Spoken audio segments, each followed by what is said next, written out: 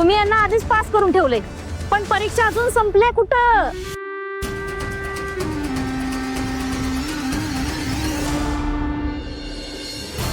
काय म्हणायचंय काय दीपा तुला?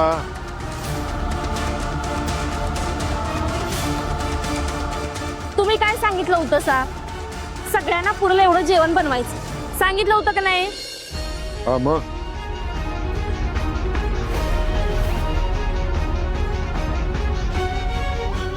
हा मग केलं की मी सगळ्यांना पुरेल एवढंच जेवण बनवले.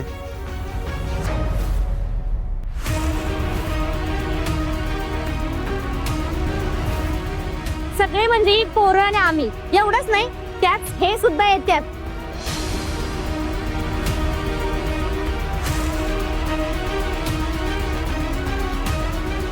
आणि यांचं सोडा, तुम्हाला पुरेल एवढं सुद्धा घरात जेवण शिल्लक नाही.